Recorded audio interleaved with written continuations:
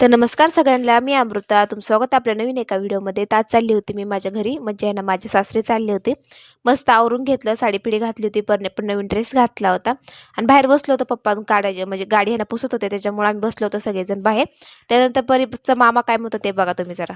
तर आमची बाची चालली आम्हाला आता वाईट वाटते तर तू चालली ना पहिले तर आम्हाला वाईट वाटते म्हणजे हसते लवकर माघारी आहे एवढं आमचं म्हणणं आहे तुम्ही लवकरात लवकर उमरे गाठा बाय बाय.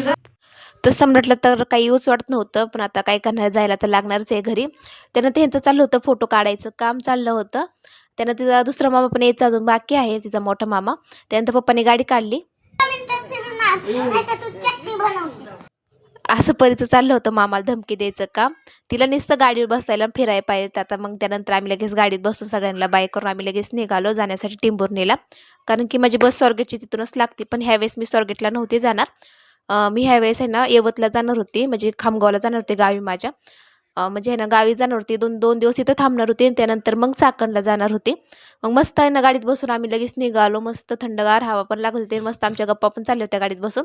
पप्पा आम्हाला सोडा येणार होते, पप्पा पण मस्त तयार फिरा होऊन आम्हाला सोडा आले होते. त्यानंतर आमच्या चालल्या होत्या गप्पा आणि माझ्यासोबत आजी पण येणार होती आमची सोडवायला मला, कारण की 3 बॅगा 2 मुलांना घेऊन मी नाही उतरू शकत. त्याच्यामुळं मग आईला म्हणलं चल मला सोडव, मग आई पण म्हणली चल मग तुला सोडवते मी तसंच. मग त्यानंतर आम्ही लगेच तिथून निघालो, मस्त शेणात चाललो आम्ही गप्पा मारत मारत आमचं निघालो आम्ही पुढच्या प्रवासासाठी. टिंबुर्णीमधून लगेच बस लागते यवतला जाण्यासाठी, म्हणजे यवत स्वारगेट हे सगळं करूनच जाते.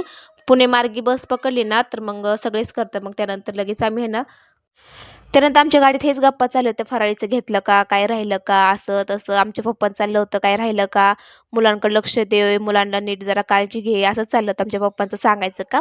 आमच्या गप्पा मारता मारता तर टिंबुर्णी पण आली लगेच. मग पप्पाने ना टिंबुर्णी साईडला बस स्टँडला गाडी वळवली आणि लगेच यांना बघितलं त्यांना गाड्या भरपूर लागल्या.